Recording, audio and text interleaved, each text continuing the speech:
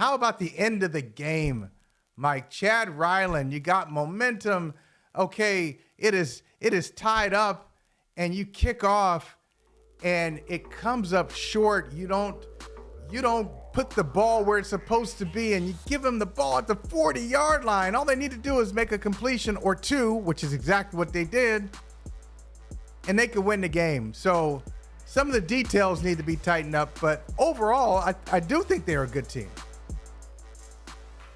The end of game sequence was fascinating to me because now that we have further refined the kickoff to bring the ball to the 35 on a touchback, and we're seeing the key plays at the end of the game that resulted in the redemption for Jason Myers, the 52-yard field goal to make up for the 53-yarder that he had missed wide right during that Cardinals 14-point comeback. Now, and we saw it the first Monday night of the year in the Bears-Vikings game. The decision that you make strategically as to what to do with the kickoff, and then the execution of the decision, and factoring in the possibility that some things may be harder to execute than others. And it started when the Cardinals are driving. They had first and goal on the 7 with 33 seconds left. That was, well, it was more than 33. It was first and goal. They ran a play, and the Seahawks called the timeout after the play with 33 seconds left. And Al Michaels said, well, that's interesting. And I think he said it in a way it was like, I'm not sure why they did that, but this is part of the new reality. Because there's a premium on saving seconds if you're the team that can either force overtime or get the win with a field goal. Because the way that roulette wheel is going to spin on the ensuing kickoff could potentially put you in position to be one completion away from field goal range, which is exactly what we saw happen.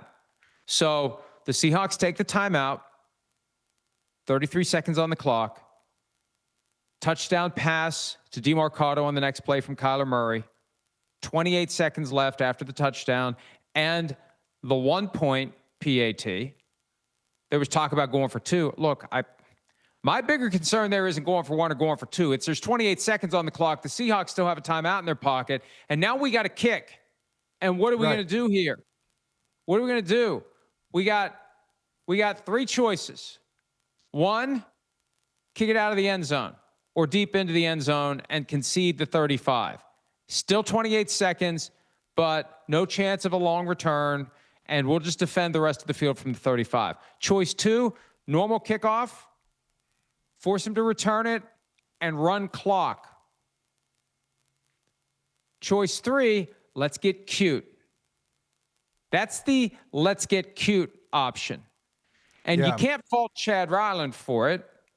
And Coach Jonathan Gannon said after the game, he can't blame Chad Ryland for it. No, it's you're shooting an arrow, and you either hit the bullseye or you don't. And the idea is you want to get the ball to hit on the other side of the 20, become a hot potato that they have to return. Or if they don't, if it trickles into the end zone, you save the 28 seconds, but you start on the 20. So they went with the let's get cute option, the aggressive option, and the ball clearly hit before the 20. And then I feel like that's when the booth finally realized what was going on. And I'm not trying to be critical here. This is what we saw. This is what we heard. This is what we observed. I felt like before the Seahawks got the ball at the 40 with 28 seconds left, the light bulb didn't go off on the broadcast what the Seahawks were trying to set up. And there wasn't a full understanding of this trilemma that the Cardinals were going to face on the kickoff. And they picked door number 3, and there was, a bag of something inside that door, as it turned out, and it was on fire. Right. And their effort to stomp it out enhanced the spatter on their jersey, let's just say. Yeah, that's good. Talk me out of this, please. Talk me out of this this way of thinking that I have. I admit this could be totally wrong, and this could be reckless when it comes to a tie game. So it's 20-20. You look like you were going to take a lifeless, an underwhelming loss where you weren't going to score a touchdown at all in this game. You're Arizona, and all of a sudden you fight back and you're in it. It's 20-20. Why not? Oh, I don't know. Just kick off. Just kick off. Not, kick it out of the end zone, but kick off and force a return. I understand the rookie Torrey Horton. He's dynamic. He made some great plays last week, scored in multiple ways last week. But, Mike, what's the percentage of just kickoff returns for a touchdown in a season? Just like how many times does that happen?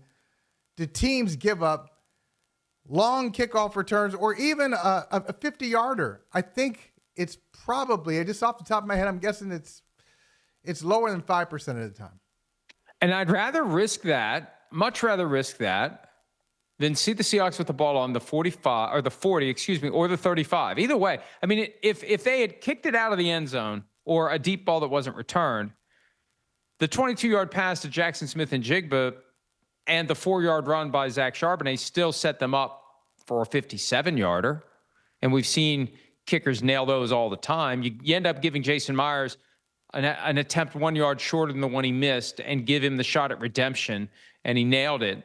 I mean, it wasn't right down the pipes. It was kind of like, oh, is that going? Is it while it was in the air? It's like, is it good? Is it, you have that second or two of, I'm not sure what this thing's going to do, but he made it. And I just think that lost in the effort to inject more kick returns, safer supposedly. I think there's a difference of opinion on it. I think the league's main objective is to minimize, if not eliminate, the risk of a catastrophic injury that happens when guys are running at each other at full speed and instinctively dip their helmets and collide and put a ton of pressure on the cervical spine and can potentially have an Eric LeGrand type of a situation, which happened at Rutgers when Greg Schiano was the coach there and he was paralyzed permanently. The contact you're going to have in tighter spaces, in theory, is going to be less likely to create the catastrophic injury. So they want to make the game exciting. They want to reduce the risk of catastrophic injury. They never put it that way because they don't want to be responsible for, speaking it into existence. But it changes your strategies. And I don't think we've fully appreciated that yet, how it changes your strategies. And there's going to be all these different iterations. We saw the Vikings-Bears game where the strategy was get the Vikings to the 2-minute warning before they run the ball one time, because when you look at the math of the clock, the Bears will have a minute to try to tie the game with a field goal versus the 10 seconds they ultimately had. Last night, the strategy is, and this is easier said than done. I'm not saying the Cardinals should have done this, but it's something you got to be aware of. And this is a product of the age of Madden, where when you're playing someone, you know how to manipulate the clock. In hindsight, and I know hindsight's 20/20, but still, let's look through those glasses. In hindsight, it's 2nd and goal. The Seahawks have a timeout left. There's 33 seconds on the clock. You got 3 shots at the end zone. Maybe we run it again. Maybe we run it again and force them to use another timeout. We take more time off the clock. They use a timeout. And then we got 3rd down and 4th down to score. We save our play that we scored on for 3rd down. Let's do another inside run. Make them use their timeout.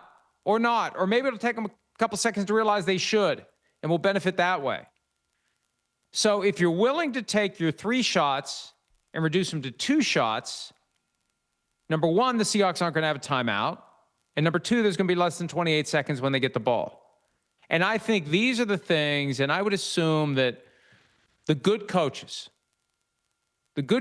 who squeeze every waking moment into efforts to enhance strategy and what are we going to show the team and what am I going to talk about in the meeting with the coaches, the good coaches this morning will say, hey, let's talk through what happened last night in Arizona and let's figure out how we would handle that situation.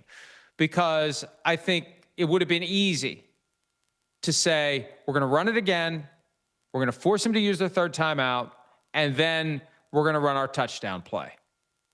And if it doesn't work, we have one more shot.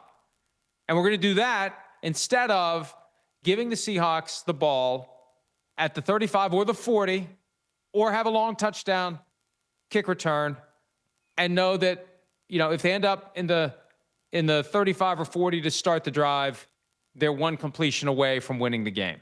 I think those are all fair things to discuss and analyze and ask, what is our plan? What is our plan in that situation? See, that's the reality. Cardinals can't do anything about it this week. Next week they can, and they should be thinking about it. All the other teams should be looking at this and studying it and having the same conversation we're having right now. Well, two things on that, Mike. One, I am by nature, I am a get the bag first kind of guy. My wife always complains about me when we go to the airport. We go to the airport, and before we get to the gate, she wants to see, where's the coffee? Where is there a place we can eat? So wait a minute, I just want to get to the gate first. I want to make sure that maybe the plane is early. Maybe I just want to know we're at the right gate. I want to know we're on time. I don't know how long it will take us to get there. Once we get there, then I want to get into all the luxury items. So I do not believe in, when you're down by 7, I don't believe in doing things that will force the other team to do something else. I'm still trailing. I got to act like I'm trailing, and I can't assume that I'll be able to score on 2 attempts when I actually have 3. I don't want to waste one of those attempts to get you to take a timeout. So I want to score first and then kick off the ball. I want to kick it off, and I don't want to squib kick. I don't want to give it to them at the 35 or the 40. I want to, if I believe in my special teams, I got a good unit there. Okay, I should be able to make the tackle. Hi, it's Mike Florio. Thanks for watching PFT on YouTube. Hit subscribe for the latest news and analysis from Pro Football Talk.